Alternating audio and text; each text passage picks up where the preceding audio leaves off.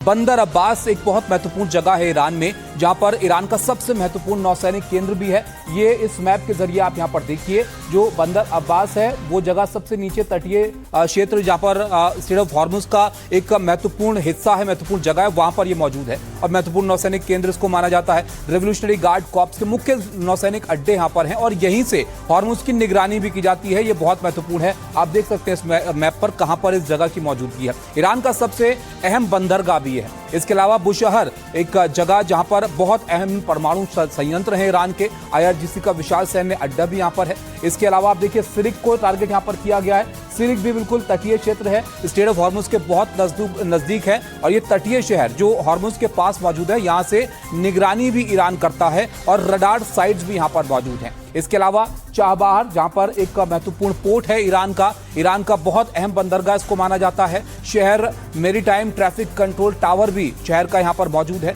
इसको भी टारगेट किया गया। इसके अलावा केशम द्वीप, ये नाम आपने बहुत सुना होगा पिछले कुछ दिनों में जब से ये तनाव यहां पर बढ़ा है। केशम द्वीप तेल और गैस का एक बड़ा हब है ईरान का और हॉर्मुज में स्थित ईरान का सबसे महत्वपूर्ण द्वीप इसको कहा जाता है और यहां पर अंडरग्राउंड मिसाइल सिटी भी मौजूद है, इसको भी टारगेट अमेरिका ने किया है। इसके अलावा लवान द्वीप आप जरा देखिए, जो लवान द्वीप है उसको भी यहां पर निशाने पर लिया गया। यहां पर ईरान के ऊर्जा का एक महत्वपूर्ण प्रमुख केंद्र है और यहां पर ऑयल प्रोसेसिंग यूनिट भी ईरान की है, जिसको निशाने पर लिया गया है। ईरान शहर दक्षिण पूर्वी ईरान का एक महत्वपूर्ण शहर है, सैन्य गतिविधियों के लिए बेहद अहम इसको माना जाता है और अहम हवाई अड्डा भी यहां पर मौजूद है। तो ये तस्वीर से आप यहां पर अंदाजा लगा सकते हैं किन किन जगहों को अमेरिका ने इस बार के अटैक्स में निशाना बनाया है।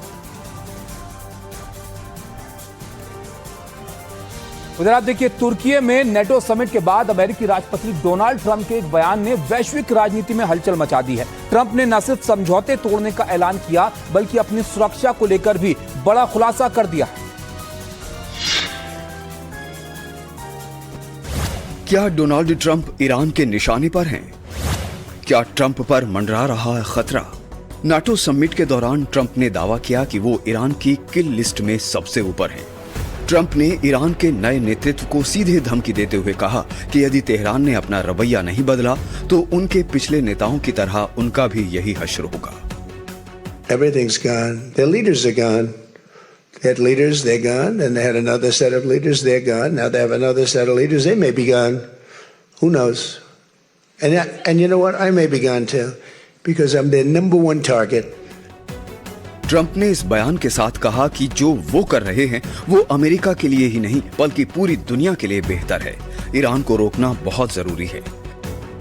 ट्रंप ने पहली बार खुद की जान को खतरा नहीं बताया है। 13 जुलाई 2024 को भी ट्रंप पर हमला हुआ था। पेंसिल्वेनिया के बटलर में उन पर गोली चलाई गई थी, जिसमें वो बाल बाल बचे थे। अब हम आपको तेहरान की वो जगह दिखाते हैं जहां से ईरान की सत्ता की धुरी चलती थी। अब उस जगह को पहचानना भी मुश्किल है। ईरान ने पहली बार इस परिसर का एक वीडियो जारी कर सबको चौंका दिया। इमाम खुमैनी हुसैनिया कभी ईरान का सबसे हाई प्रोफाइल एड्रेस हुआ करता था, लेकिन आज ये मलबे के ढेर से ज्यादा कुछ नहीं है। तेहरान के बीचों बीच ये वो घर है जिसमें आयतुल्लाह अली खामनेई ने अपनी जिंदगी के कई दशक गुजारे। 28 फरवरी को इसी घर पर अमेरिका और इजराइल ने बंकर बस्टर मिसाइलों से हमला किया था, जिसमें आयतुल्लाह अली खामनेई, उनके परिवार के कई सदस्यों की मौत हो गई थी। साथ ही बड़ी संख्या में अधिकारी और सुरक्षाकर्मी भी मारे गए थे। आयतुल्लाह अली खामनेई के सुपुर्द खाक होने से ठीक पहले ईरान सरकार ने पहली बार इस घर का वीडियो जारी किया। खामनेई का घर ईरान में बैत रहबरी के नाम से मशहूर था। ये सिर्फ उनका आधिकारिक आवास ही नहीं बल्कि ईरान की सत्ता का प्रमुख केंद्र भी था। चाहे ईरान के राष्ट्रपति और दूसरे ताकतवर नेता हों या ईरान के आला जनरल और कमांडर्स, सब खामनेई से यही मिलने आते थे। अब अमेरिका अगर हमले कर रहा है ईरान पर, तो जाहिर तौर पर ईरान भी इसका जवाब देगा। अब ईरान की तरफ से कैसी प्रतिक्रिया आ रही है ये आप देखिएगा। ईरान के नेता गलीबाफ ने अमेरिका को चेतावनी यहां पर दे दी है। साफ वो चेतावनी देते हुए यहां पर कह रहे हैं कि अमेरिका ने अब तक यहां पर नहीं सीखा है, जो कुछ भी हुआ है उसमें अब दादागिरी और वादे से मुकरना अमेरिका को भारी पड़ेगा और अगर अमेरिका हमला यहां पर करेगा तो उसे करारा जवाब भी मिलेगा। और यहाँ पर ये भी ये कह रहे हैं कि बेमतलब की हरकतें अमेरिका करना यहाँ पर बंद करे, नहीं तो नतीजे इसके बहुत खराब हो सकते हैं, वरना वो खुद ही दलदल में फंसते जाएंगे और हॉर्मुज ईरान के हिसाब से ही खुलेगा। दरअसल हॉर्मुज को लेकर ही ये पूरा का पूरा मामला यहाँ पर फंसा हुआ है। इस पर एक बार फिर से ईरान यहाँ पर चेतावनी अमेरिका को दे रहा है।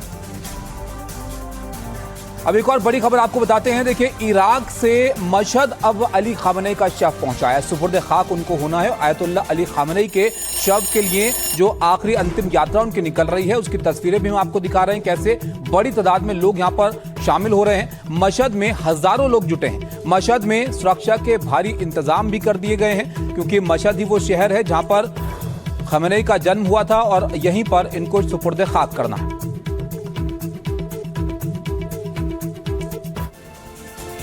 यहां पर एक ब्रेक के लिए हम रुकेंगे। ब्रेक के बाद कुछ और महत्वपूर्ण खबरें लेकर जल्द लौटते हैं। आप कहीं मत जाइए।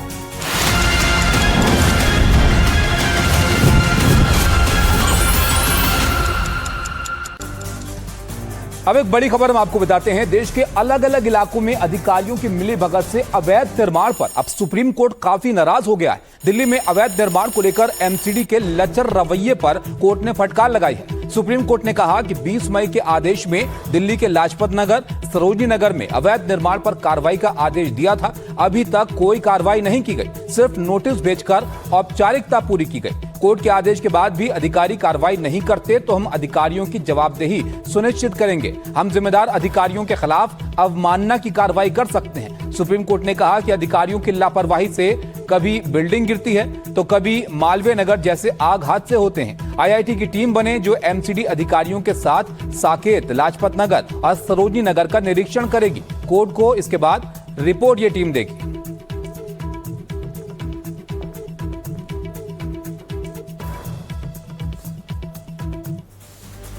अब बात मौसम की करते हैं। जो मानसून है वो पूरे देश में अब बारिश बरसा रहा है और इसका असर किस तरह से हो रहा है ये जरा आप देखिए। यहाँ पर भारत में मौसम ने अब करवट तो ले ली है, लोगों को राहत की सांस यहाँ पर मिली है, लेकिन लगातार हो रही बारिश ने पूरे सिस्टम की पोल खोलकर रख दी है और राहत देने वाली बारिश आफत बनकर लोगों की दिक्कतें बढ़ा रही है। दिल्ली एनसीआर के हालात भी आप देखिए काफी खराब नजर आ रहे हैं। पूरे देश में मानसून ने दस्तक दी है, जमकर बारिश हो रही है और दिल्ली एनसीआर में भी आप देखिए झमाझम बारिश के साथ लोगों की दिक्कतें कई जगह पर बढ़ गई हैं। कई जगह पर जल जमाव से हालात बिगड़े हैं, जाम लग रहा है। बारिश की वजह से कई जगह पर ट्रैफिक ने लोगों को काफी परेशान कर दिया है। तस्वीरें जरा आप देखिए, बहुत सारी ऐसी जगहें हैं दिल्ली की एनसीआर की जहां पर सड़कों पर जल जमाव हुआ है, जिससे आने जाने में लोगों को काफी दिक्कतें हो रही हैं। कुछ और तस्वीरें भी हम आपको दिखाएंगे। पूरे देश में दरअसल हालात कुछ ऐसे ही हैं, क्योंकि मानसून का वक्त है और सब जगह पर बारिश हो रही है। ये जरा तस्वीरें आप देखिए। दिल्ली के अलावा और जगहों में अगर आप देखेंगे, नासिक, गुरुग्राम, सूरत, रायगढ़, गुवाहाटी, जहां पर पहाड़ी इलाके हैं वहां पर लैंडस्लाइड की दिक्कत है। जहां पर नदियां हैं वो नदियां उफान पर हैं, जिससे बाढ़ के हालात हैं उसकी दिक्कत यहां पर खड़ी हो गई है। और जो मैदानी इलाके हैं, दिल्ली, मुंबई जैसे बड़े शहर हैं, वहां पर कई जगहों पर जल जमाव हो रहा है और उससे आने जाने में बड़ी दिक्कतें लोगों को हो रही हैं। दिल्ली एनसीआर की हम बात कर रहे थे। देखिए, यहाँ पर बीती रात से लगातार बारिश हो रही है और उसके बाद कुछ ऐसे हालात हैं जो कई जगह पर देखने को मिल रहे हैं। यहाँ पर हालात काफी बिगड़ रहे हैं। इस लगातार हो रही बारिश से कैसे लोगों की दिक्कतें बढ़ी हैं वो आप देखिए।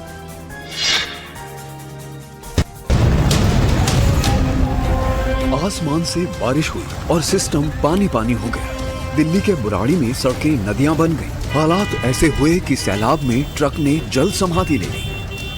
दिल्ली से सटे हापुड़ के हाफिजपुर अंडरपास की ये तस्वीरें देखिए। कई गांव को जोड़ने वाला ये अंडरपास अब मौत का कुआं बन चुका है। संगम विहार इलाके में कई फीट तक पानी भर गया। यहाँ भी लोग सैलाब में जूझते नजर आए। दिल्ली एनसीआर में बारिश तो झमाझम हो रही है, लेकिन फेल हो चुके सिस्टम की वजह से सड़कों पर ट्रैफिक जाम है और कई जगह अंडरपास में पानी भर चुका है। उत्तर पूर्वी दिल्ली के हर्ष विहार इलाके में भी आम लोगों के लिए बारिश आफत बनकर बरसी है। कई घंटों की बारिश ने दिल्ली के लोगों को मुश्किल में डाल दिया है। यहाँ पर देख सकते हैं कि किस तरह से आपको सड़कें तालाब में तब्दील साफ नजर आ रही होंगी। यहाँ पर जो लोग आपको दिखाई दे रहे होंगे अपना एक एक कदम बचा बचा के रख रहे हैं। दिल्ली आपने देखा, अब जरा गुरुग्राम भी आप देखिए। साइबर सिटी गुरुग्राम का हाल तो और भी बुरा नजर आ रहा है। यहां पर सिस्टम ऐसा फेल हुआ कि सब कुछ पानी पानी हो गया। गुरुग्राम का हाल देखिए। ये वही मिलेनियल सिटी है जिसे उत्तर भारत का गर्व कहा जाता है। अब यही गर्व पानी के गर्त में डूबा है। सड़कें समंदर हो चुकी हैं, हर तरफ जाम है, आवाजाही थम सी गई है। गुरुग्राम प्रशासन का दावा है कि जल जमाव वाले 155 जगहों की पहचान की गई और 95 जगह पर सब कुछ ठीक कर दिया गया। लेकिन शहर की तस्वीर बता रही है कि हालात ठीक नहीं है। मॉनसून की बारिश में गाजियाबाद का हाल देखिए। सड़क पर आए समंदर को चीरते हुए गाड़ियां रेंग रही हैं। पानी में स्कूल की बस फंस गई, जिसे निकालने के लिए लोग धक्का लगाते दिखे। गाजियाबाद के लोनी का हाल सबसे बेहाल है, जहां निचले इलाकों और गलियों में जल भराव के कारण बाढ़ जैसे हालात बन गए हैं। लोग घरों में दुबक गए हैं। अभी 1-2 दिन की बारिश हुई है, उसके बाद कुछ ऐसे हालात हैं जो आपकी स्क्रीन पर हम आपको लगातार दिखा रहे हैं। मानसून का वक्त है, जाहिर तौर पर बारिश तो होगी, लेकिन उसके लिए कैसे इंतजाम यहां पर किए गए, ये बड़ा सवाल है। दिल्ली के मेहरौली और यूपी के हापुड़ और नोएडा का क्या हाल है, वो भी जरा आप देखिए। दिल्ली में मानसून लगभग पूरी तरह से आ चुका है। लगातार 3 दिनों से कभी रुक रुक कर बारिश हो रही है, कभी धीरे तो कभी झमाझम बारिश हो रही है। और बारिश के साथ में आपको बता दूं, मौसम तो सुहाना हो गया है, लेकिन उसके साथ साथ कुछ आफत की भी ये बारिश नजर आ रही है।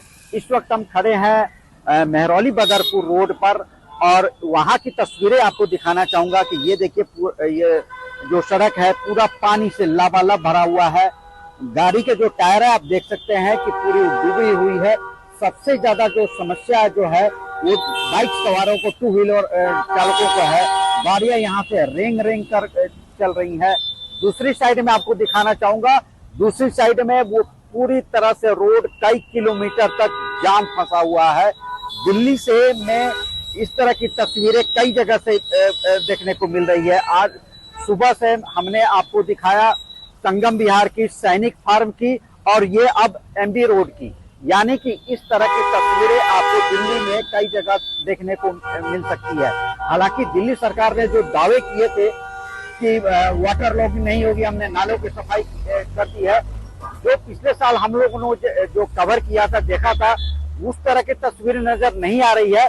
लेकिन फिर भी जो है कई इलाके आज के डेट में भी ये इस तरह के जल भराव की समस्या से जूझते हुए नजर आ रहे हैं। हालांकि जो मूसलाधार लगातार जो बारिश होनी चाहिए वो अभी दिल्ली में अभी नहीं हुई है।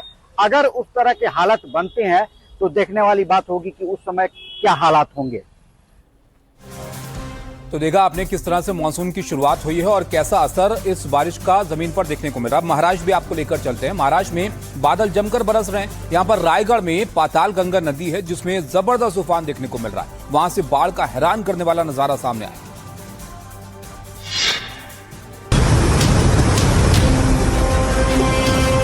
दरिया का पानी सब कुछ बहाए ले जा रहा है। पाताल नदी में 10, 20 और 50 नहीं, करीब 3000 सिलेंडर बह गए।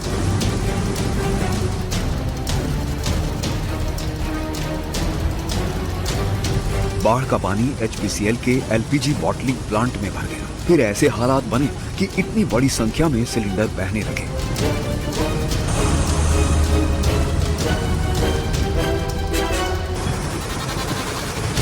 दरिया में बहते सिलेंडरों को देख लोग लालच में पड़ गए। सिलेंडरों को निकालने की होड़ मच गई।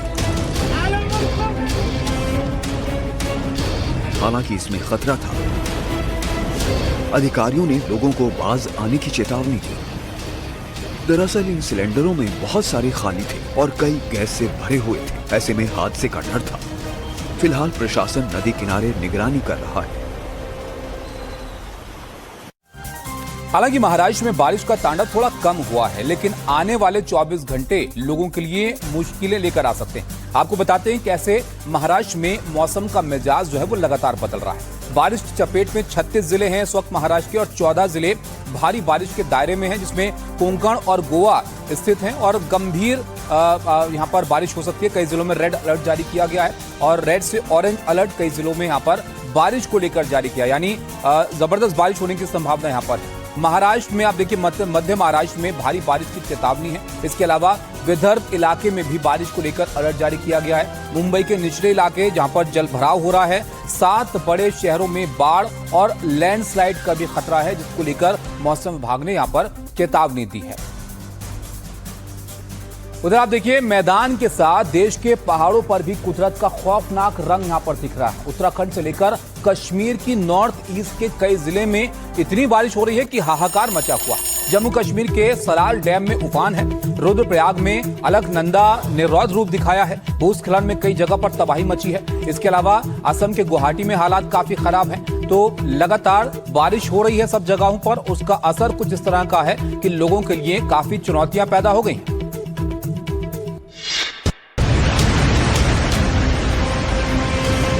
बारिश इतनी हुई कि चिनाब नदी में उफान आ गया।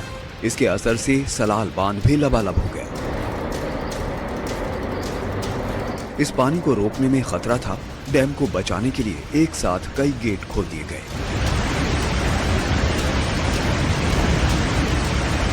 ऐसा लग रहा था जैसे हर गेट से एक दरिया बह रहा। एनएचपीसी और जिला प्रशासन ने निचले इलाकों में रहने वालों के लिए हाई अलर्ट जारी किया है। ये मंजर देखने में तो बहुत खूबसूरत लग रहा है, लेकिन ये पानी रियासी के लोगों की मुसीबत का सबब बनेगा।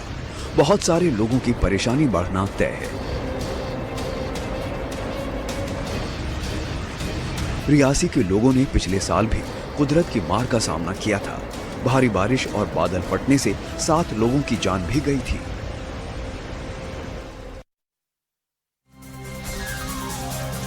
तो देखा आपने, ये जो मौसम है ये रौद्र रूप लोगों के लिए राहत से ज्यादा चुनौतियां इस वक्त पैदा कर रहा है। उत्तराखंड में भी कुदरत ने अच्छी खासी तबाही मचाई है। आपको हम दिखाते हैं रुद्रप्रयाग से लेकर हरिद्वार तक बारिश के बाद कैसे हालात पैदा हो गए।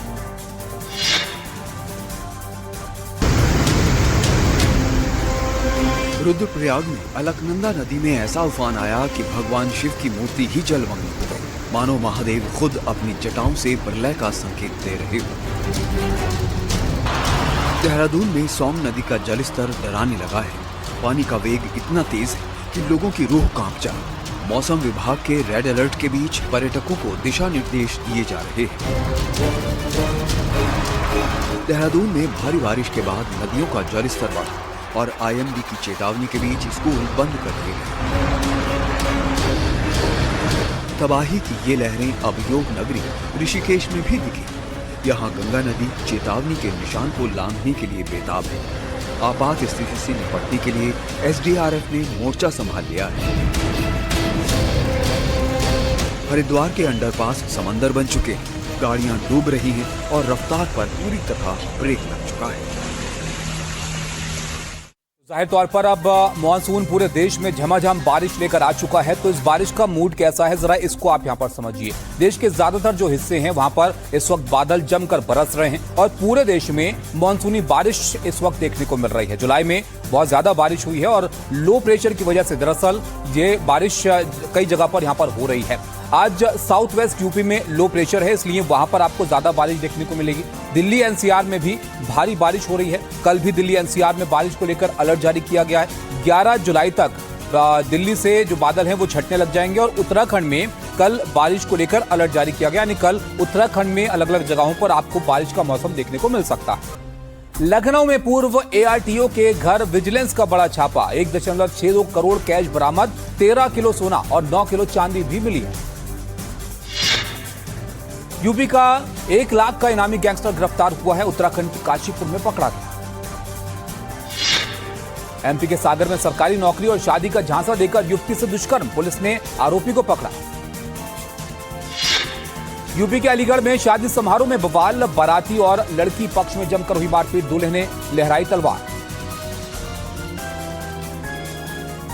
आगे बढ़ते हैं और एक और बड़ी खबर हम आपको बताते हैं। देखिए, अयोध्या में राम मंदिर दान के मामले से जुड़ी हुई यह खबर है। यहां पर एसओपी का पालन नहीं किया गया। एसआईटी की शुरुआती जांच रिपोर्ट के मुताबिक एसओपी का पालन नहीं हुआ है। एसओपी में दान की गिनती और बैंक में जमा करने की प्रक्रिया के बारे में नियम कायदे हैं। ट्रस्ट और एसबीआई द्वारा संयुक्त तौर पर यह प्रक्रिया बनाई गई, जिसमें दोनों की जिम्मेदारी भी तय की गई थी। और अब खबर यह आ रही है कि एसओपी का पालन यहां पर नहीं किया गया। एनडीटीवी के पास एसओपी का पूरा ब्यौरा है। एसओपी में दान गणना जमा करने का तरीका बाकायदा है, जिसको नजरअंदाज किया गया है।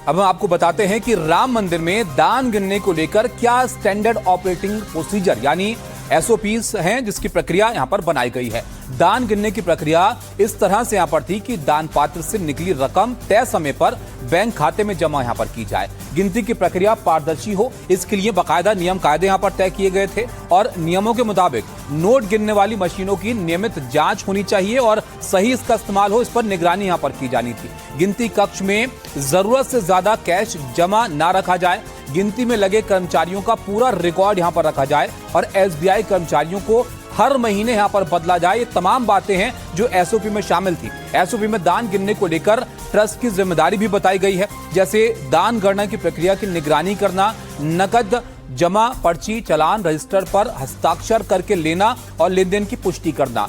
गणना कर्मियों के लिए बेहतर व्यवस्था और सुविधाएं उपलब्ध कराना भी इसमें शामिल है। राम मंदिर दान पर एसओपी में बैंक और ट्रस्ट की संयुक्त जिम्मेदारी भी यहां पर बताई गई है, जैसे दान पात्र हर दिन दोनों पक्षों के नामित अधिकारियों की मौजूदगी में खुले।